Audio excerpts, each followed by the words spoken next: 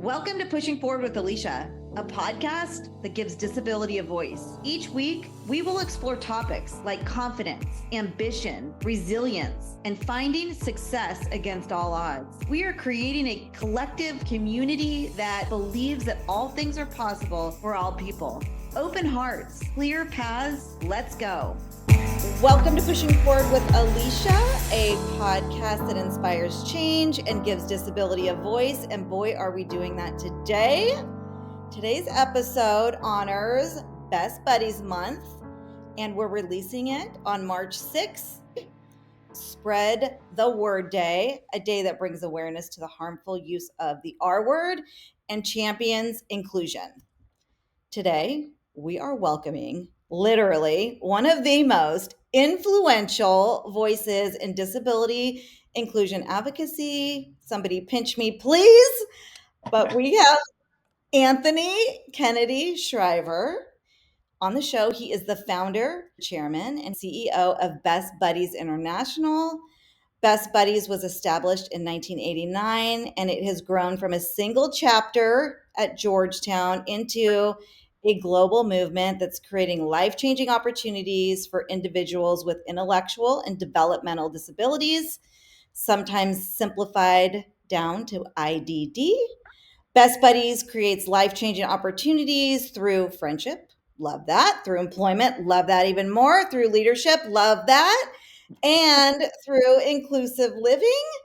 Anthony, your work is groundbreaking for our collective community, and having you here is such a powerful moment for the show, for the movement, for our Pushing Forward community, and honestly, for me personally, as a disabled advocate that has reaped the benefits of your work for so long. So thank you so much for showing up for us, showing up for me today, showing up for your organization. It's a thrill of my life to meet you, and I'm just not going to fake it. It just is.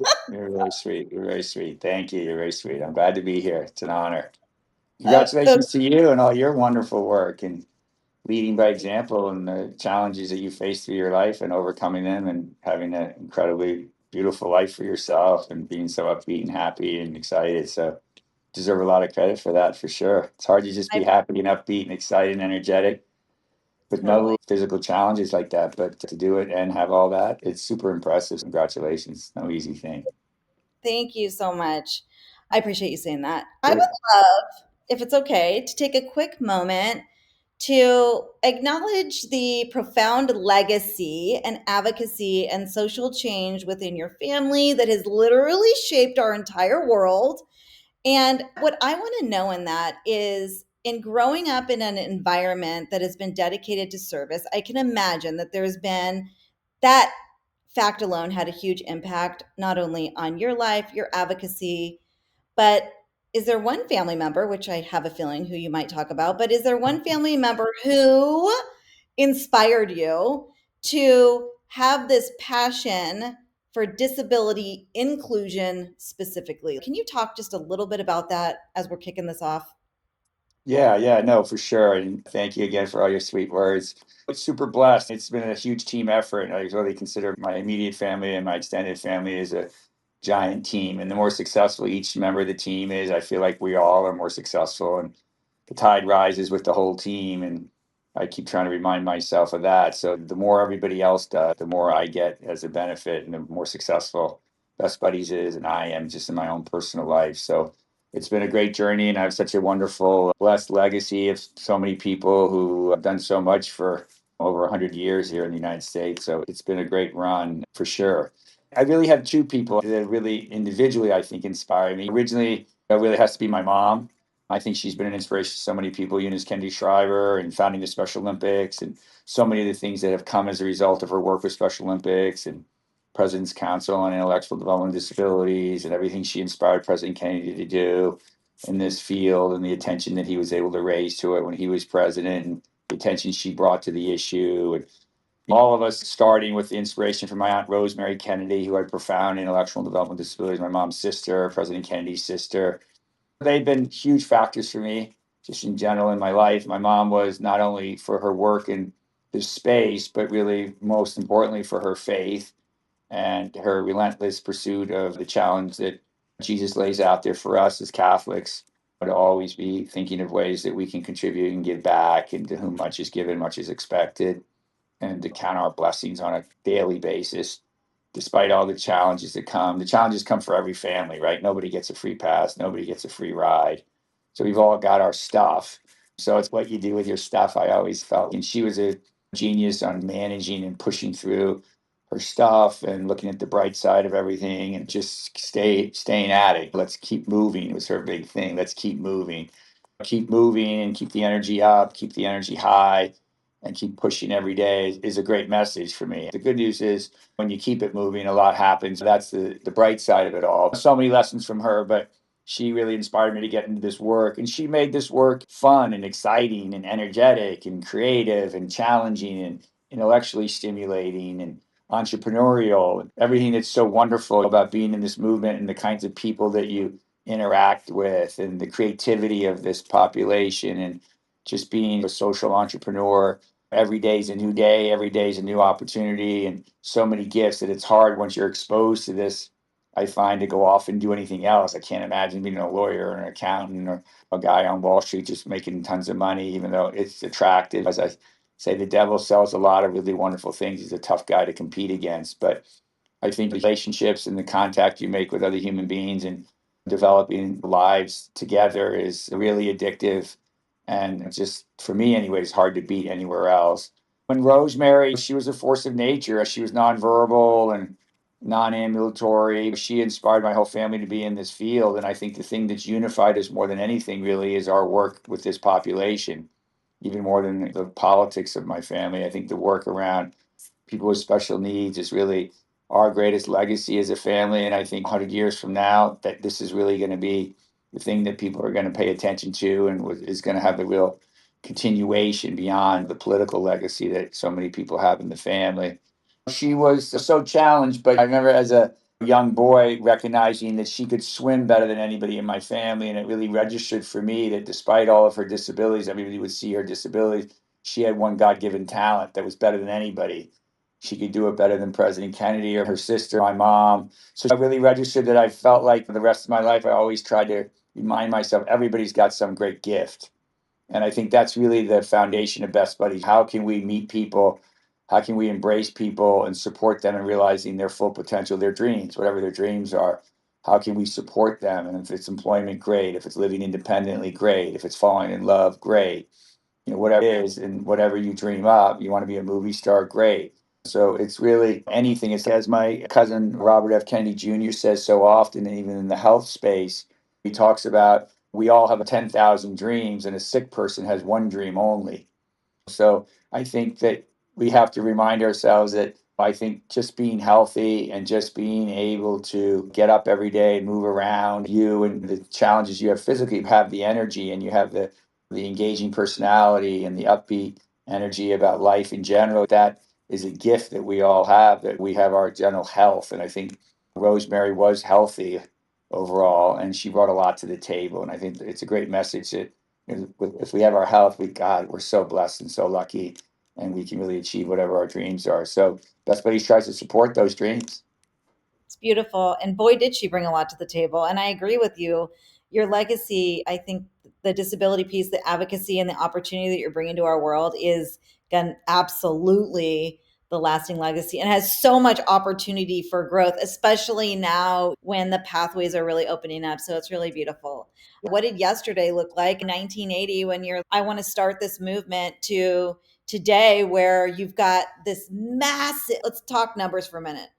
3,500 chapters, 46 countries, 50 states, 1.3 million people. The numbers are massive. So you start this thing in Georgetown. What was the state of the union and disability inclusion? And how do you take it from that to this? Can we talk about just the inception? It's a great testament, I think, in so many ways to our country. Especially as I travel. And I think so many of us talk about the great gifts of the United States and how lucky we are and blessed we are. But to me, our greatest gift is our spirit of charity, our spirit of philanthropy, our spirit of taking ownership for our communities and investing in our communities and people really being engaged in volunteer service. I don't see that in any country anywhere in the world.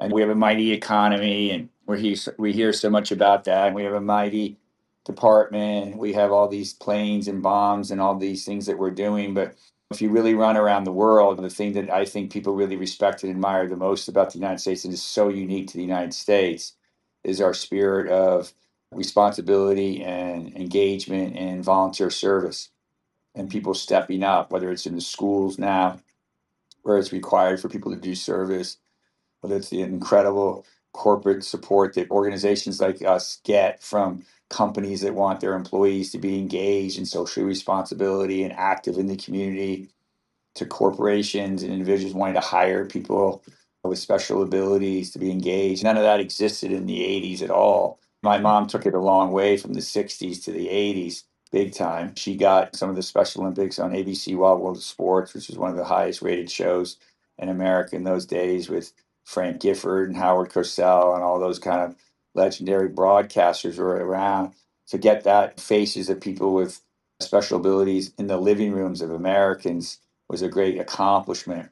But to actually get them in the living rooms, but to get them in the boardrooms and to get them in the corporate communities is where we've come since the 80s. And so many companies are stepping up in that arena. So many schools are stepping up and recognize that their schools are more engaging, and the experience of having an education, but having that education with people with special abilities is second to none if you have them in at the seat at the table.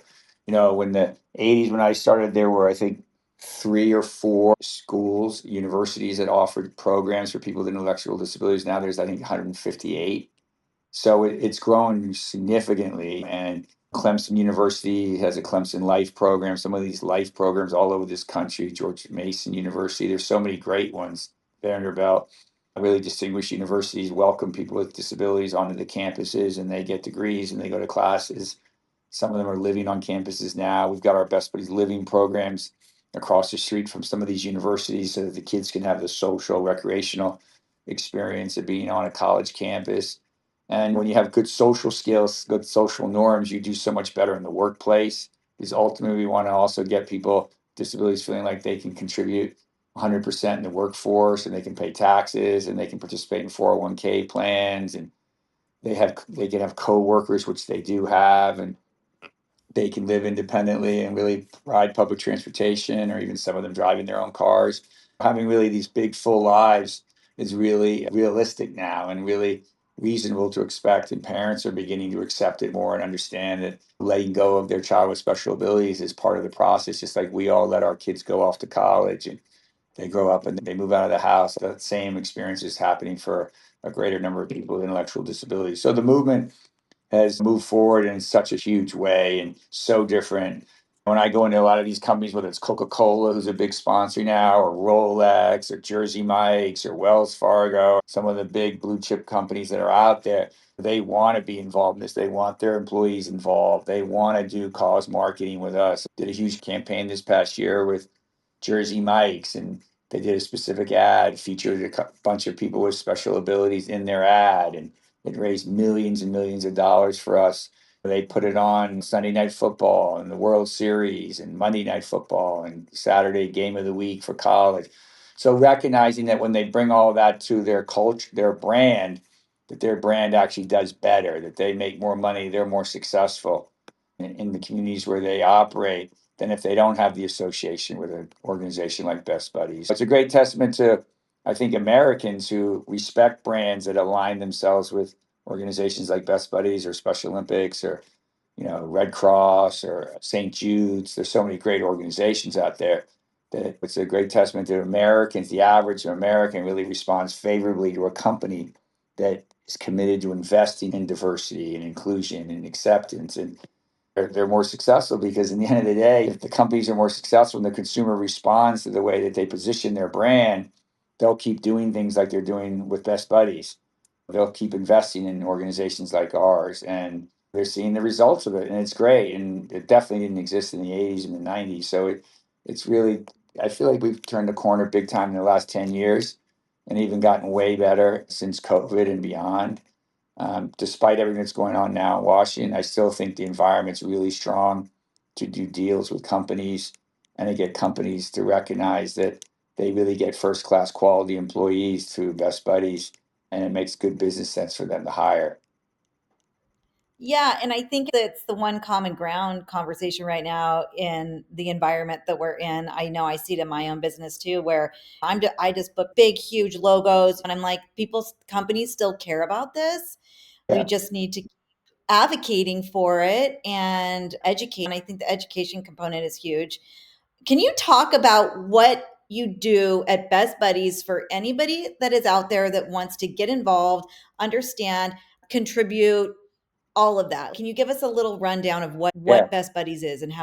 I can. But before I do that, I might just say that these companies that you were talking about, there's so many of these companies now that are embracing these causes. And as I was saying before, and I think one of the best things that Best Buddies does is find competitive integrated jobs for people with intellectual disabilities. So if someone's listening out there and they want to hire, or they have a company that might hire, we've got a whole army of people with special abilities that want to be employed, that have been trained through our transition programs in schools. We have training programs, we have internship programs that prepare people with special needs so that they're ready to go once they get out of the school system and they really make first class employees. So that's a big thing big part of what we want to do, and we want to continue to grow. I think we're the only global organization where you can one stop shop, come to us. And if you've got an office in San Francisco, you've got an office in LA, or you got an office in Bogota, or you've got an office in Manila, the Philippines, you can position and place people with special abilities in all those offices, and we can manage that for you in all these multiple markets. So one of the big elements is employment, because I think having a place to go every day and feel that the confidence that comes from and the sense of purpose of having a job. God knows where I'd be without a job, where you'd be without a job, and we'd be lost, and our self-confidence would be in the hole. I think we need a place to go every day where we feel welcomed and accepted, and that we got a seat at the table. So one of the key things we do is we find good, solid jobs for people with special abilities when they get out of the school system. And then we have programs where we train them up through the school system so that they're job ready. So that when they're 22 or 23 or 24, we place them at TJ Maxx or Jersey Mike's or Wells Fargo or Holland and Knight Law Firm, that they have really a successful experience there, and they're sustainable in that job, and the retention rates are super high, the 90 percentile, and the unemployment rate in this country is now 82% for people with special abilities. So it's still super high. Slowly but surely we're chipping away at it. Last year we had Jersey Mike's commit to 3,000 jobs, so that's going to take us 7 years probably to place all those jobs. That's a lot of jobs, but we'll chip away, have a plan, long-term plan, short-term plan, but we'll hammer. So one of the things we do is jobs. The original program was our mentoring friendship program, where we're in 3,500 schools. So we have tens of thousands of kids that all get paired up with people with special abilities and socialize, feel inclusive, feel part of the community, do things on the weekends, do things in the school day, go to lunch together, be cheerleaders, get on the football team. We have so many great and compelling stories. So developing the social connection, getting people that are non-disabled in the school systems to understand this population exists, to be welcoming to this conversation, to address the whole issue of bullying, which is a lot of what Spread the Word does, that we collaborate with Special Olympics on. Getting people to commit to not use the R word, because that still gets used, if you can believe it, a lot in schools. So getting people to sign the pledge not to use the R word, hang the banner in your school, sign the banner to commit not to, get educated about this population. So our school-based program is big. We have a great leadership program, training people with special needs on how to become self-advocates and leaders in their own right. We have our housing program now that's growing great. We hope to add 3 or 4 locations a year now going forward. We finally got that kind of thing in a position where we can scale it, and connecting those housing programs, unified, collective, where people are living side by side with non-disabled people and attending universities or working at university campuses. Because universities are such a incredibly vibrant, exciting, dynamic place to be connected to. So to have our population connected there through employment, but also attending sporting events and cultural events and taking continuing education classes is just really a giant home run.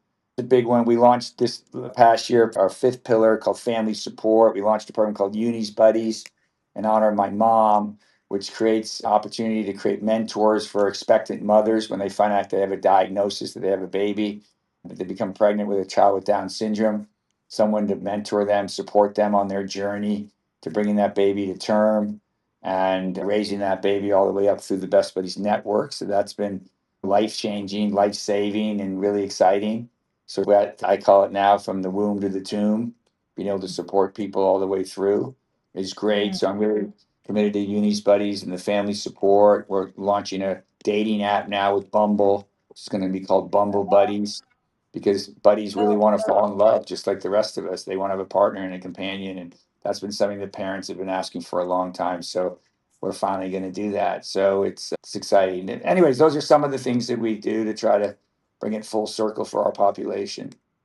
it's so powerful, and there's so many layers to empowerment there for a community that has been overlooked for way too long. And personally, I'm obsessed with the workplace component and the social component of matching buddies together, and not only experiencing life together, whether it's socially or work or a school, but also just becoming besties and like Yeah. understanding that you can create relationships like that. And I love that you're launching a dating app. Like, my husband is a wheelchair user too. And growing Oh, up, I know my disability is different, but I have an identical able bodied twin sister. And they'd always be like, oh, your sister's never going to get married. She's never going to do. And just these wow. misconceptions that disabled people don't live full lives and don't have the same wants as everyone else is just such a miss. And Yeah, yeah.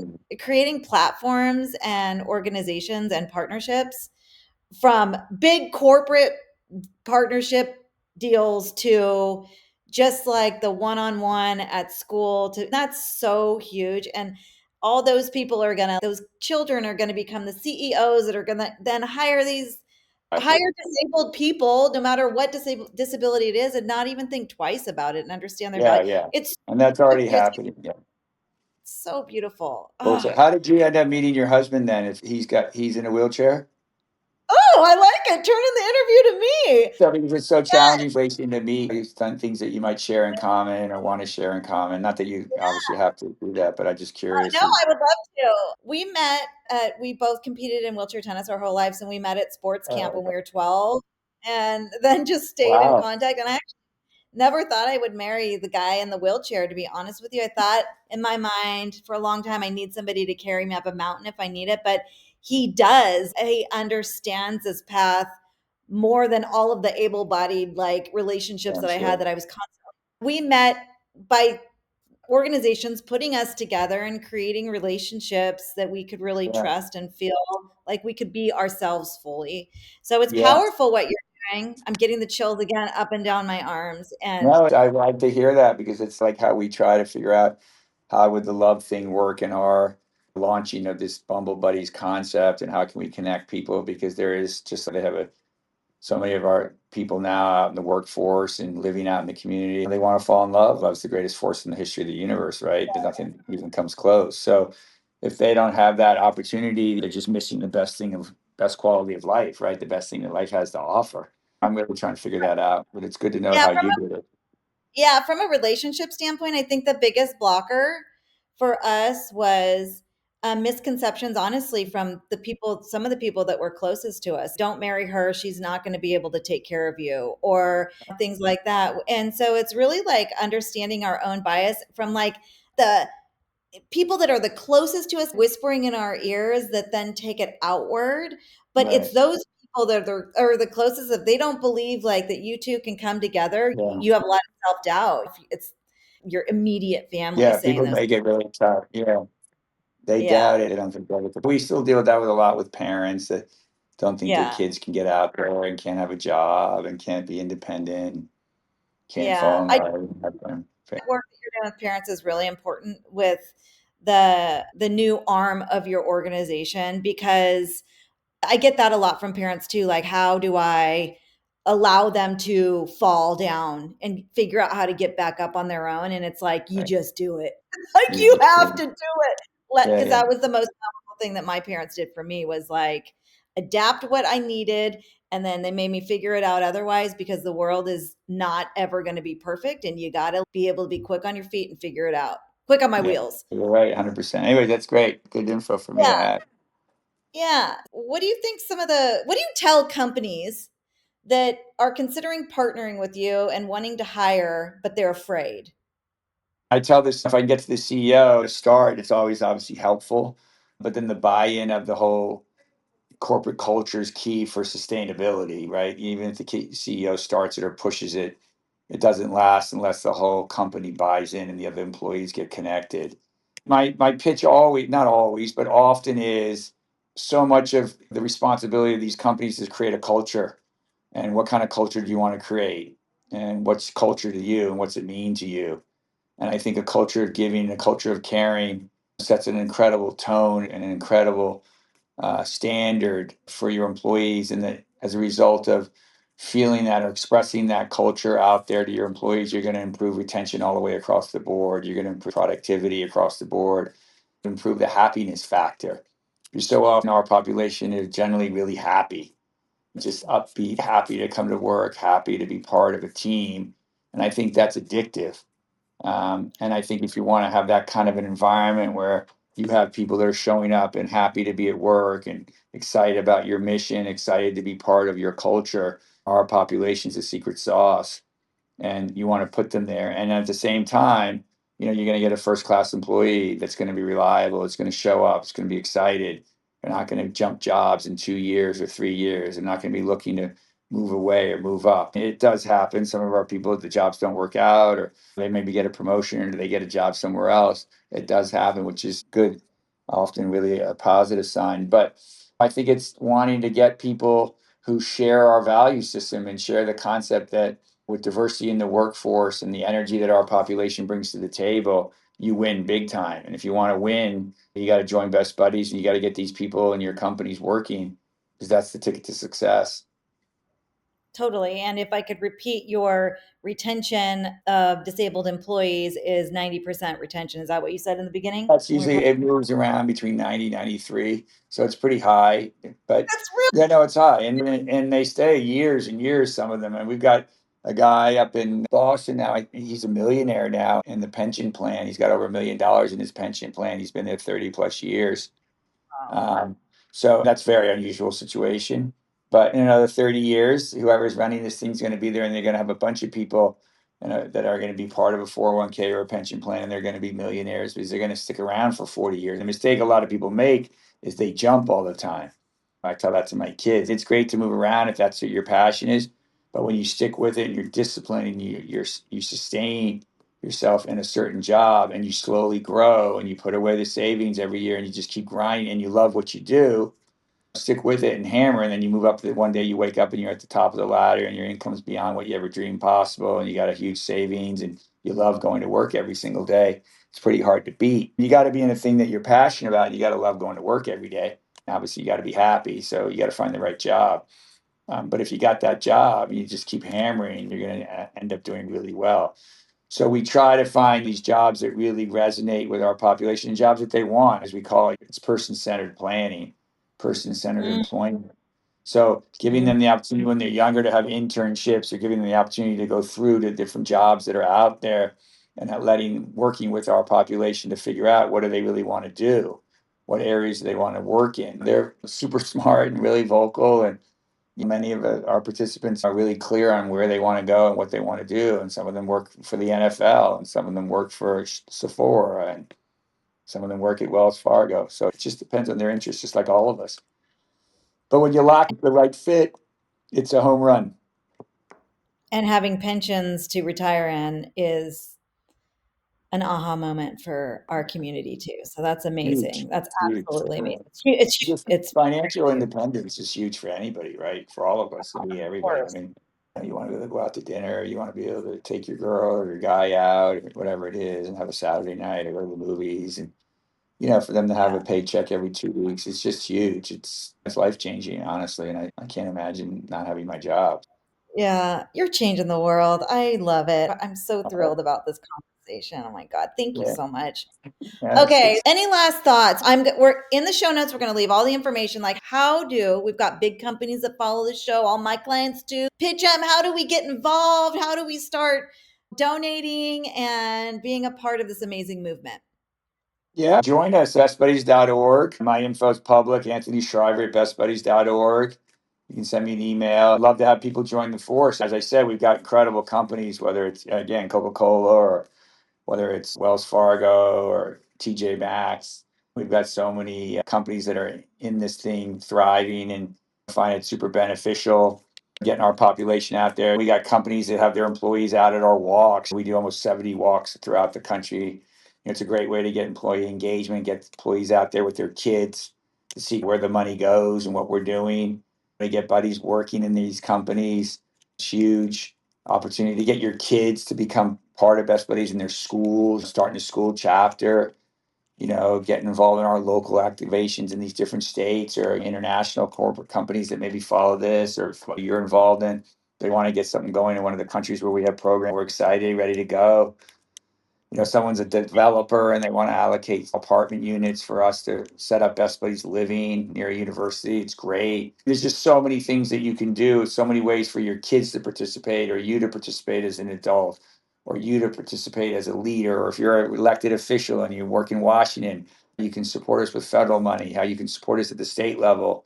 If you're in a state legislature, a lot of states have helped support us. This year we'll raise about $68 million in the US, about another $35 million outside the US, but some of that comes from states, some of it comes from counties, some of it comes from the feds, a lot of it comes from corporations, individuals, walks, galas.